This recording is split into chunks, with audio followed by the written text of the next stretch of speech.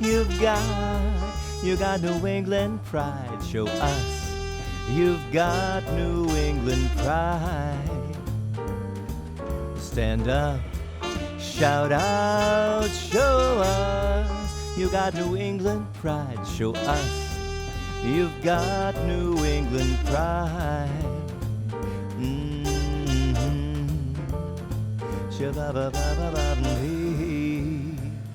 New England pride. Hey kids and kitty cats, Dale LePage here, and it's time for a new episode of New England Pride TV. And I'm joined by my lovely co-host and friend Tina, who's giving you the Vanna White wave right now. Hi Vanna there. White, yeah. Let's start the show by saying, first of all, thank you for watching. Our numbers are growing. We're in more and more cities. We're getting some great feedback, so thank you so much for supporting the show. Thank you to our sponsors, because without our sponsors, we wouldn't be here, and we'd like to bring you as many inspiring stories and motivational people as we can, so without our sponsors, we couldn't do that, so thank you to our sponsors. We are starting to book interviews for the season 4 of New England Pride TV, if you can believe that. Yeah, that's great. We're already booking, so if you know somebody who you think is would be a great guest, whether they have a great story or they're inspirational, please have them reach out to the New England Pride TV Facebook page and send us a private message. That's how we get booked. And don't reach out to me personally. Many people do that because I don't do the booking. We have a team who does that. So don't reach out to me personally, please, and just send a private message to the New England Pride TV Facebook page. And we have to say a big congratulations to one of our sponsors, which is the Hanover Theater for the Performing Arts, because this year they're going to be celebrating their 10th anniversary of A Christmas Carol. That's so great. Now, have you ever seen that play? I haven't. Okay, I've seen it, and I've gotten to sit like off-center in one of those little boxes. I think they call loge or something. I'm not what the and it was wonderful because like, I got to see backstage when they're setting up the Ghosts of Christmas Past with the ropes and everything. Oh, I love fun. seeing all the behind-the-scenes stuff. So Yeah. congratulations to our sponsors at the Hanover Theater. Now we're going to start off with our Pride Pet segment, right? Yes. All right. And this Pride Pet segment, we feature the Buddy Dog Humane Society, located at 151 Boston Post Road in Sudbury, Massachusetts. The mission of Buddy Dog Humane Society is to have, care for, and facilitate the placement of stray, homeless, and unwanted dogs and cats as pets in suitable and loving homes. And currently, many of the dogs that have found homes through Buddy Dog Humane Society come from rescue groups in Puerto Rico. The island has suffered complete devastation and is without power, water, and necessities. Buddy Dog Humane Society have heard from their 3 rescue partners, All Sado Rescue, Wags to Riches, and Sado Angels, and they are reported safe, but they are desperately in need of our help. Buddy Dog Humane Society will be taking dogs in from Puerto Rico as soon as they can get a flight. Updates will be posted on their website. If any of our viewers out there do follow me on Facebook, you know that I adopted my dog Willow. She was from Puerto Rico. Yeah. Yes, and she's doing great. But I did hear from a friend who does live in Puerto Rico that a lot of the stray dogs they didn't make it. Yeah. They didn't make it. So we need to get those dogs out of there so they can be Yes. adopted, and there's lots of devastation there that needs to be dealt with. But that is terrible, but we're on to a very informative, very entertaining show right here on New England Pride TV right after this. New England Pride TV is brought to you by the Hanover Theater for the Performing Arts, Remax Vision, Bay State Savings Bank, Safe Homes, Joseph Gonzalez Dofrain, Boston wedding photographer, Paul Chasen Interior Design, Nuovo Restaurant, Dr. Frank P. Fetchner Plastic Surgery, Fallon Health, The Queen's Cups, This Week in Worcester, Electric Haze, and Escape Games Worcester. Hello and welcome back to New England Pride TV.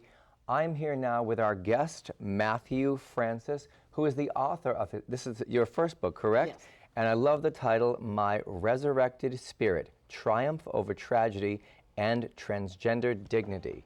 Now, first of all, welcome to New England Pride Thank TV. you. Thank you for having me. You have a show of your own. You have a cable show about. It's called Diversity Dignified, and it's specific to transgender and transgender-related issues. So. I recently listened to you on a podcast, and it was a fascinating interview. Okay. And that's how I learned about you and your mission. Okay. And not only are you an author, but you're a motivational speaker. Yes. And you have quite a story to tell. So we're gonna start with, what was your inspiration for putting down your life in this book? Okay, so I am an orphan in every sense of the word. My parents are alive, but have rejected me at a very young age. So I grew up in that generational poverty and violence, and then consequently would have mental health related issues that are specific to this kind of upbringing. I was in that category of people with severe and persistent mental illness, which basically means you're hopeless, take your meds, collect a check, and don't get into trouble. And I was talking with a doctor one day and telling her that I didn't feel like I was doing very much with my life, that I didn't feel good about myself. And at the time, I was still going by my birth name, and I was still Anne.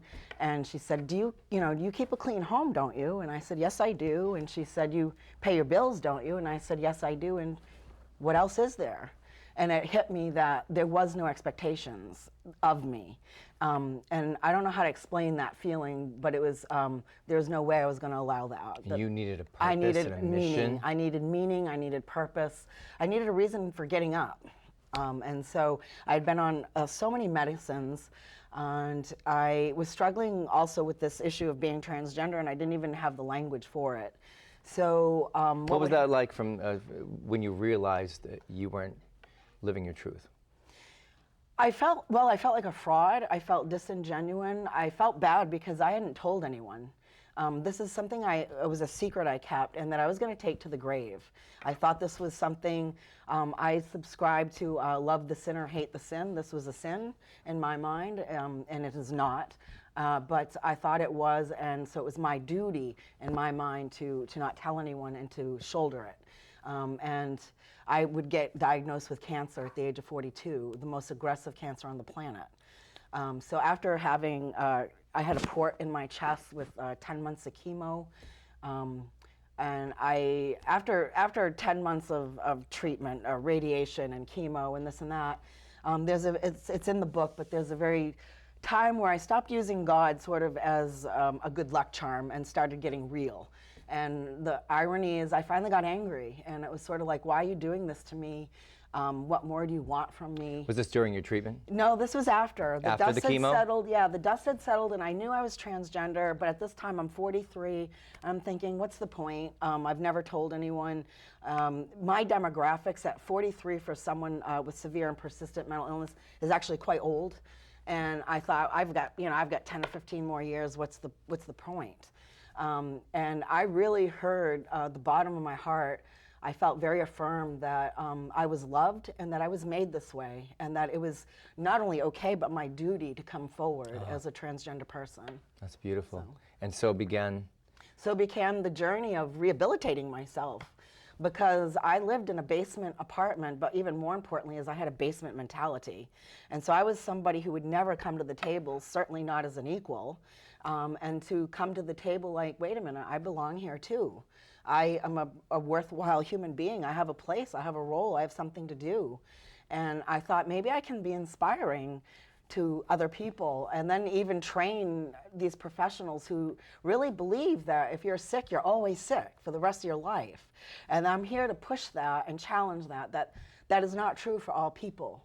And if 1 in 3 of us have mental illness and we're all believing that, we're really limiting ourselves. And so being transgender was the first step of being truthful. So that was pivotal. And then the talk show resulted because as I was doing a lot of speaking, I was invited for Transgender Day of Remembrance. Try reading almost 200 names of people who've been killed simply for being who they are. Who they are. Just for being who you are. You've done nothing. You've just been an honest human being. Yep. And I barely could do it, and I thought this is an emergency of epic proportions. I started Diversity Dignified, and I feel very good about it, and it's gotten a lot of attention, and now it's going to be at PPM TV in Portsmouth, New Hampshire. Wonderful. I also want to mention you do some motivational speaking. You speak in a lot of churches. I do. You're speaking any particular Denominations. church denomination? Yeah. Is it Unitarian churches? Is it Christian? It's Unitarian Universalists who tend to ask me. However, I have been invited to a Catholic church to give a sermon and a Baptist church. And at the moment, I belong to Maine's only mega church, which is at East Point, and I'm part of men's groups. And it's my contention that we got to stir the hearts of the spiritual people. If we don't Stir get, the hearts. yeah, we got to stir their hearts. If we don't get them on board, I fear that we will lose this battle ultimately. One of my favorite stories that you told me before we started filming was, and tell our viewers at home, please. We have very few minutes left, but you went to this one church to speak. Yes. And instead of a cross up on the altar, there was a buck, a picture of a buck, and then the pastor pulls up in a motorcycle with a rifle on his back, and all of a sudden I'm seeing these trucks, like the tires are bigger than I am. Yeah, type thing. yeah. And they got gun racks, and it turned out we wound up doing a 4-hour men's group afterwards, and they prayed for me and they blessed me, and I really feel bad because I had projected that they were just going to be angry redneck people, Right, who are totally, going to pray for me because I'm an abomination or some other, but not for my well-being and that my book be successful. They actually prayed that it would be successful, and they were very charismatic people, even in the point of speaking in tongues. not the response you thought you were going to get at all. No, actually, I was scared. To be honest, I was like, "What have I done?" What have I signed myself yeah, up what for? have I signed myself for? And it turned out to be one of the best experiences I've had.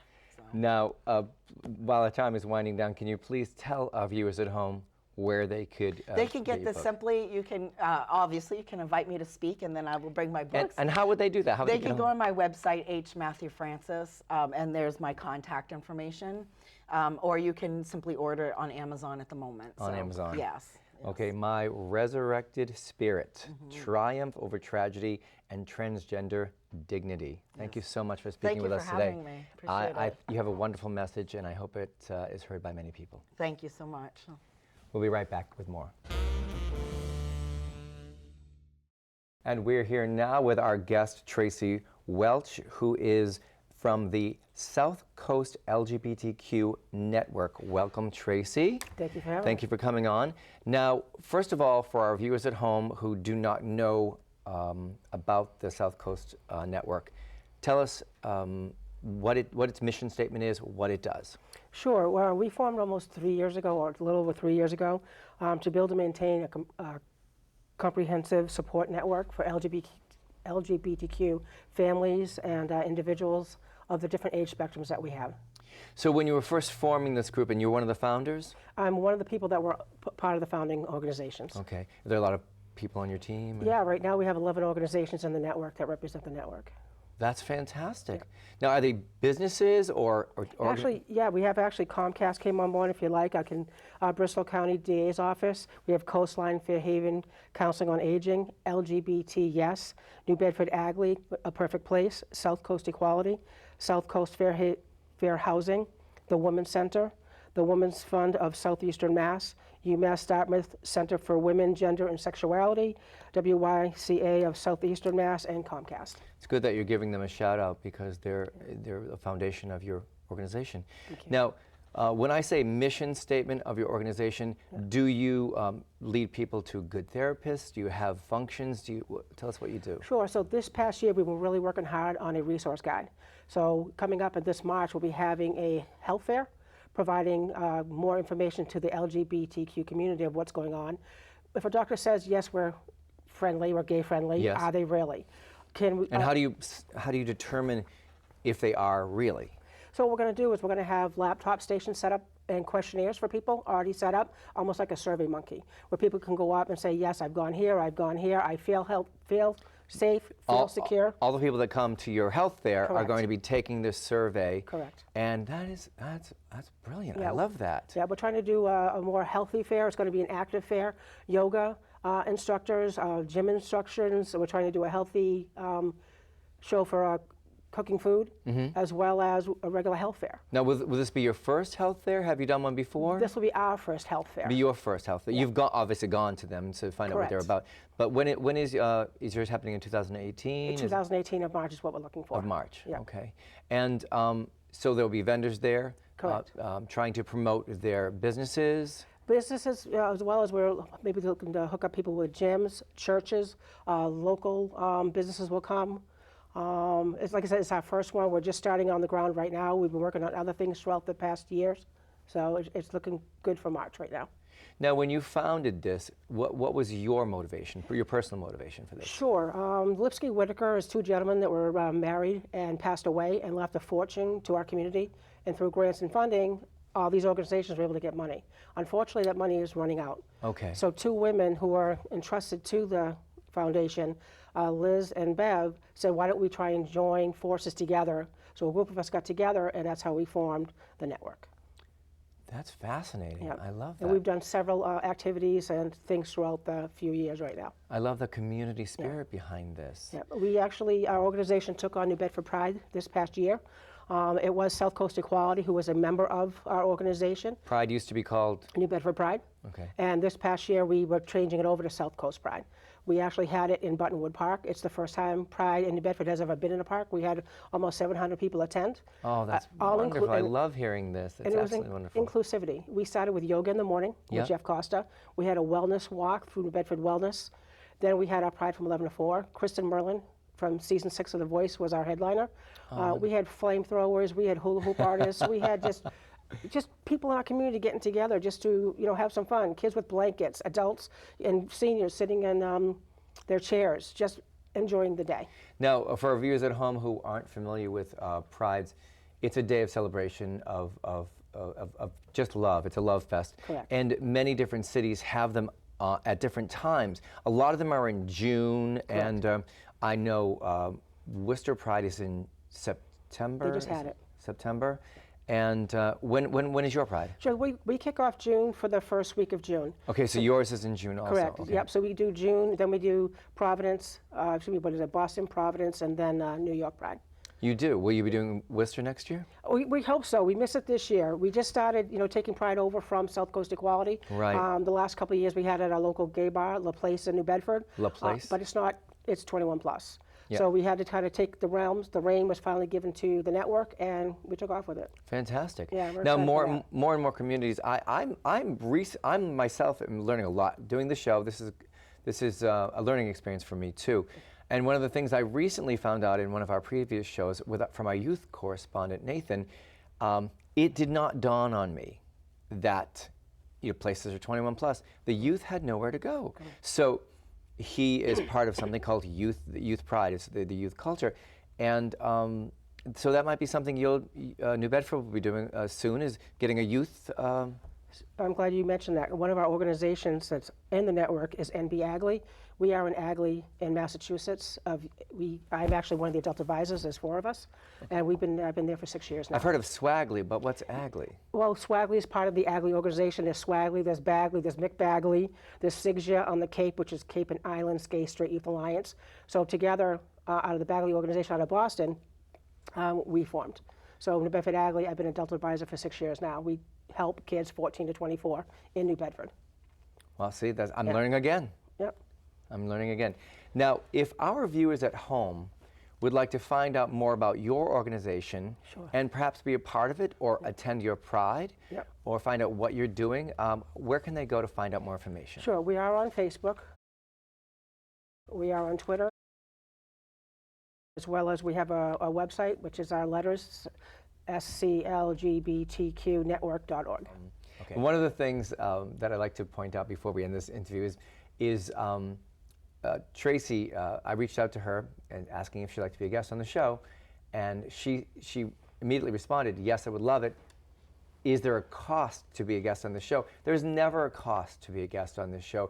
We want to hear your story. We want to see inspirational people. We want to be motivated. And so if you know somebody you would like to see on this show, just reach out to us on Facebook, on our Facebook page, which is New England Pride TV. So thank you so much for joining us today. And I look forward to coming out to your Pride in June, and maybe you can reciprocate and come to our Pride in September. How's that sound? Definitely. An absolute pleasure meeting you. Thank you so much. All right, you're doing good work. Appreciate it. Thank you. We'll be back with more New England Pride TV right after this. Hey kids, and we're back here on New England Pride TV. I am here with Grace Stevens, who you might recall is our Person of the Year. And this is the beginning of our year-long mission because something crazy is happening next November, and we want people to know about it so they'll be informed. And I'm just going to do this. 1, 2, 3, Grace, go. Thank you, Dale. Thank you for inviting me. I'd love to give you a little bit of background about what's going on in Massachusetts this year. First of all, I think we can all agree that everyone should be treated equally, Absolutely. right? And here in Massachusetts, we have some non-discrimination laws that have been passed to ensure that all people will be created equally in the eyes of the law. In 2011, gender identity was added to our non-discrimination laws as a protected class of people in the areas of housing, employment, credit, and education. In education, the state has provided guidelines for transgender students, and that has been very successful over the last 5 years. That many schools have many transgender students, and they're just wonderfully assimilated into the population. 1 year ago, on October 1st, 2016, a new law adding protection to the area of public accommodations, which includes movie theaters, restaurants, parks, public transportation, coffee shops, and yes, being able to do something as basic as using the restroom in all of these places became law in Massachusetts. Since this law has taken effect, there have been no incidents of any transgender people creating a problem to anyone in any of these public places.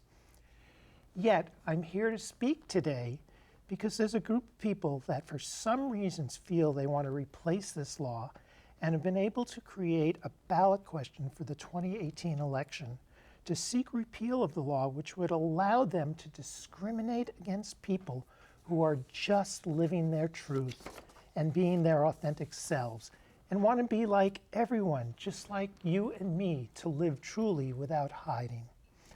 So we're here to let people know that we're asking them to support the existing law, which is allow freedom of all of our citizens to live, work, and enjoy their lives in public areas just as each of us wants to do for ourselves. To me, this seems so obvious and so correct, and a real form of love and acceptance that each of us not only desire, but we each deserve. So why would people want to take away our rights? That is my main question. It's a great question. For some, they fear for their safety, believing that there is something wrong with transgender people and our goals to live who they are, and they fear that we will attack them in restrooms, which has proven to have no basis in reality. I understand that fear is a terrible taskmaster, and we often are ruled by it, and I truly feel for people who may be afraid of people like me. Yet this fear is no reason to take away my rights or our rights to live as I choose. I hope that you and all the people watching can agree to this. Perhaps some people have a religious belief that we are in some way not behaving or perhaps being the way that their religion teaches them that's the right way to be. My response to this is that religious freedom to me is to protect people from being discriminated against, not the freedom to discriminate against people who are not like you. So what can you do? As I met more and more people, they easily learned that people like me, transgender people, are not all that different than they are. We're just people wanting to live our very best and most authentic lives and be free to do so. I'm certain that everyone has this as their deeper desire, just to be free who they are. We're living through such a difficult time now where separation and divisiveness is rampant. Absolutely. Rather than coming together with love and acceptance, which is the only way to make a great society, and if I do say to be able to make America, America once again. For all the people that wear hats that say, "Make America Great Again," I suggest they may want to get a new hat that says, "Make America Love Again." Beautiful, absolutely beautiful. Now, there's a reason that I said on your mark, get set, go, and that's because you're a wonderful speaker, and that was beautifully said. Thank you. One thing I do want to add, if we have time, is yesterday I was grocery shopping, and Senator Harriet Chandler walked up to me at the grocery store, and she said, I want to make sure you're aware of the ballot coming up for next year to repeal the protection. Right. And I said, not only are we aware, but we're on top of it. And I have Grace Stevens coming in the show tomorrow. And she said, I know who Grace Stevens is. She does wonderful work. So you've got a wonderful reputation. Thank you, Dale. For anyone out there who would like to find more information or help, I suggest they look up the website of freedommassachusetts.org. And over the year, I know you're going to be interviewing more people to support We it. are. New England Pride TV will be going to First Event and interviewing your very inspirational winners of your Community Service Awards. Service Award, right. So there'll be Mimi LeMay and Casey Suffrandini, and then later in the year, early next year, you'll be doing Mason Dunn.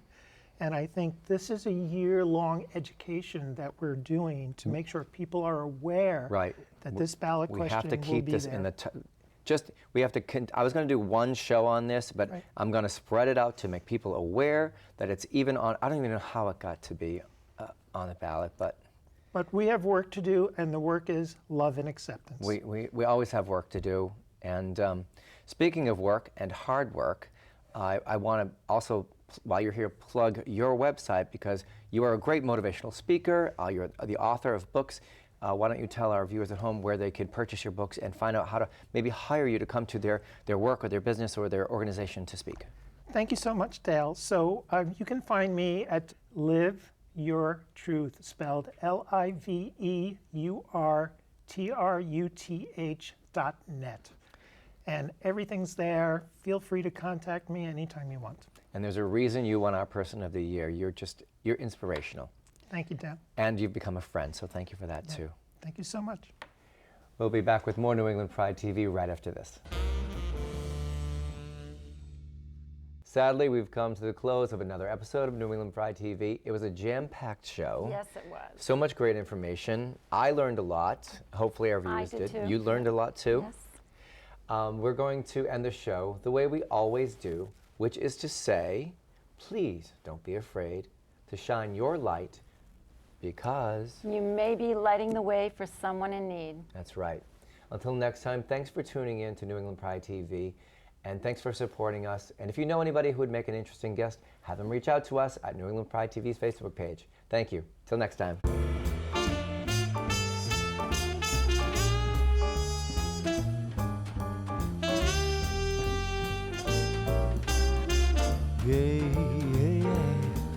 Tune in, show us you got New England pride. Show us you've got New England pride. Stand up, shout out, show us you got New England pride. Show us you've got New England pride.